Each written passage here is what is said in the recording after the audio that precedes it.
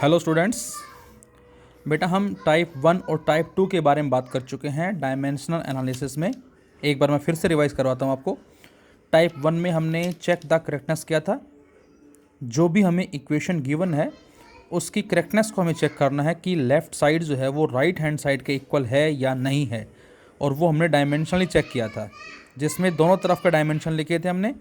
और यदि इक्वल आए तो आंसर था यस, और यदि दोनों तरफ डायमेंशन सेम ना आए तो हमने कहा था ये इक्वेशन डायमेंशनली इनकरेक्ट है।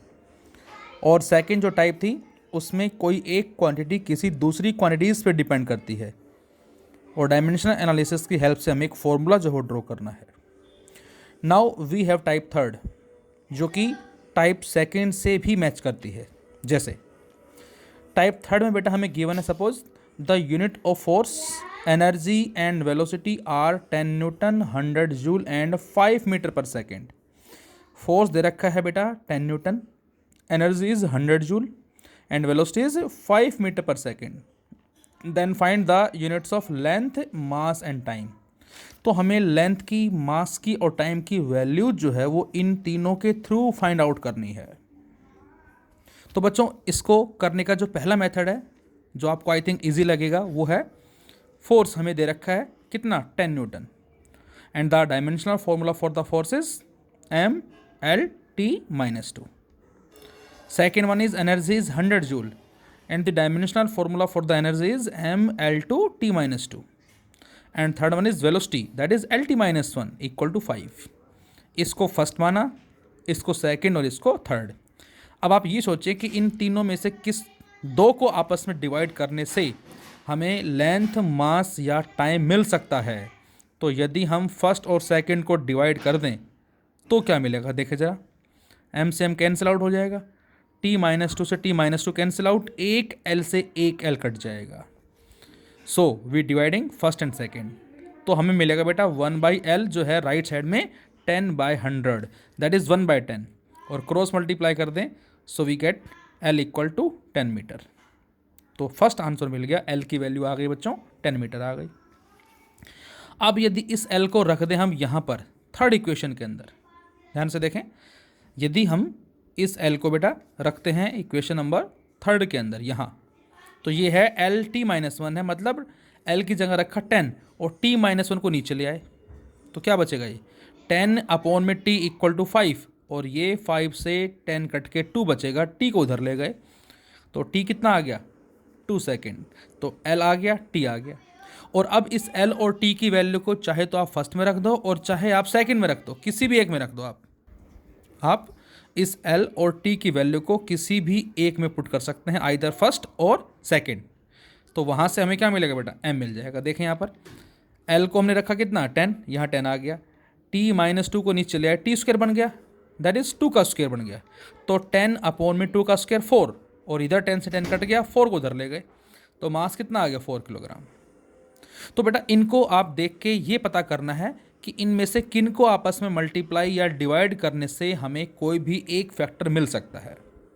तो ये तो इसका एक इजी मेथड है। लेकिन कई बार क्वेश्चन ऐसे आ जाता है एग्जाम में जिसमें हमें समझ में नहीं आता कि कैसे डिवाइड करें या फिर कैसे मल्टीप्लाई करें। तो उस सिचुएशन में हम ऐसी टाइप में सेकंड टाइप को यूज़ करेंगे।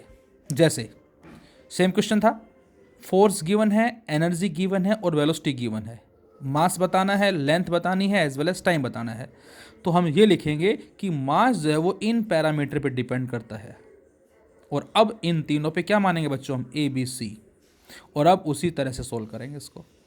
इसका डायमेंशन लिखा, इसका लिखा, इसका लिखा, और MLT जो आएंगे उनकी पावर्स को इकट्ठा कर लेंगे, और लेफ्ट साइड से राइट साइड से M की पावर, L की पावर, T की पावर कंपेयर करके ABC सोल्व कर लेंगे हम, और वो यहाँ रख देंगे, तो उससे हमें मास का एक फॉर्मूला मिल जाएगा, और उसमें पुट करके हम वैल्यू सोल्व करेंगे, और जो वैल्यू आएगी मास की बेटा वो यही आएगी सोल्व करने के बाद, कितना, दैट इज़ 4 किलोग्राम। ये थोड़ा शॉर्टकट मेथड है और ये थोड़ा सा लेंथी मेथड होगा। सेम इसी तरह से लेंथ इन तीनों पैरामीटर पे डिपेंड कर रहा है, और इसी तरह से T भी इन तीनों पैरामीटर पे डिपेंड कर रहा है। तो इस तरह से भी हम सोल्व कर सकते हैं, या फिर ML आ गया और ML आने के बाद यहाँ किसी में एक में पुट कर देंगे हम, वहाँ से T आ जाएगा। तो इस तरह से हम कोई भी जो भी आपको ईजी लगे, मैंने बताया कि कुछ क्वेश्चंस ऐसे होते हैं जिसमें तुरंत हमारे माइंड में क्लिक होता है कि हमें इनको किस तरह से डिवाइड करना है या किस तरह से मल्टीप्लाई करना है। लेकिन कुछ क्वेश्चन ऐसे हैं जिसमें हमें समझ में नहीं आता। जैसे नेक्स्ट क्वेश्चन मैंने लिखा है, if the velocity of light is C, जो होती है 3 × 10⁸ मीटर पर सेकेंड, और उसको सेंटीमीटर में कन्वर्ट करेंगे तो ये आ जाएगा। The universal gravitational constant is G and the Planck's constant is h, to be chosen as fundamental units, then find the value of gram. Mass की वैल्यू निकालनी है ग्राम में, लेंथ सेंटीमीटर में और टाइम सेकेंड में। तो इसमें पहला मेथड तो वही बेटा, डायमेंशन लिखेंगे इसका आप LT-1, यूनिवर्सल ग्रेविटेशनल कांस्टेंट का लिखेंगे from the formula F = G m1m2/r², और उसके बाद H का लिखेंगे E = h², और फिर वहाँ से सोचना है कि किस तरह से इनको आपस में डिवाइड या मल्टीप्लाई करने से हमें कोई भी एक फैक्टर मिलता है। या दूसरा मेथड क्या है बेटा, दूसरा मेथड है कि मास डिपेंड कर रहा है तीनों पैरामीटर पे। तो मास डिपेंड कर रहा है किस पे, C पे भी, G पे भी और H पे भी, और इन सभी पे हम पावर ABC एज्यूम करके सोल्व करेंगे। सेम उसी तरह से L के केस में और सेम उसी तरह से T के केस में, और वहाँ से फिर हमें इसका आंसर जो है वो ऑब्टेन होगा। तो ये हमारी टाइप 3 कहलाती है बच्चों। इसी कैटेगरी में टाइप 4 आती है हमारी, जो हमने पहले भी पढ़ी है बेटा, कि किसी भी फिजिकल क्वांटिटी को हम 2 रूप में लिखते हैं। जैसे मैं कहता हूँ 3 मीटर या मैं लिखता हूँ 300 सेंटीमीटर, दोनों बातों का मीनिंग सेम होगा। मार्केट में जाके हम कपड़े की डिमांड करते हैं कि भैया हमें 3 मीटर कपड़ा चाहिए, या हम उसी को बोलें कि भैया 3 मीटर रहने दो, 300 सेंटीमीटर कपड़ा दो, तो क्या वो पूरा थान पकड़ा देगा? नहीं, सेम हमें कपड़े की लेंथ जो है वो मेजर करके देगा। तो 3 numerical value, metre is the unit, same 300 is the numerical value बच्चों and centimetre is the unit. So इसको लिखा मैंने N1 न्यूमेरिकल वैल्यू, M को लिखा मैंने यूनिट N1 U1, और 300 सेंटीमीटर को N2 U2। तो ये हम पहले पढ़ चुके हैं कि दोनों का मीनिंग सेम होगा, दोनों होमोजीनियस होंगी, सेम होंगी, and this is known as principle of homogeneity. So N1 U1 = N2 U2। अब ये जो 4th टाइप है बच्चों, हम कब यूज़ करते हैं? जब भी कभी हमें क्वेश्चंस में गिवन होगा क्या, conversion of one system of units into another. फिर से प्लीज़ ध्यान से देखें सभी, ये टाइप 4th बच्चों हम कब यूज़ करेंगे बेटा? जब भी कभी किसी क्वेश्चन में हमें गिवन होगा conversion of one system of units into another. जैसे N1 U1 = N2 U2, तो यहाँ से N1 या N2 की वैल्यू निकालें हम, कितना आएगा N2, U2 नीचे आ जाएगा, N1 U1/U2। अब U1 क्या है? यूनिट। किस में हो सकती है वो? मास में हो सकती है वो, लेंथ में हो सकती है वो, टाइम में हो सकती है वो। तो U1 की जगह मैंने M1 L1 T1 लिख दिया, क्योंकि जो यूनिट है बेटा वो किसी में भी हो सकती है। Same U2 M2 L2 T2, बोलो M1 L1 T1 ये U1 के कॉरस्पॉन्डिंग यूनिट्स हैं, और M2 L2 T2 इसके कॉरस्पॉन्डिंग, और मैंने इन सभी पे लिखा है A, इस पे लिखा है B, इस पे लिखा है C। क्या मतलब, अभी ज़रा बात करते हैं। तो यहाँ से N2 आ गया बच्चों N1 U1 M1 L1 T1, U2 M2 L2 T2, M के साथ M, L के साथ L, T के साथ T, और इस पे पावर हमने ABC एज्यूम कर ली।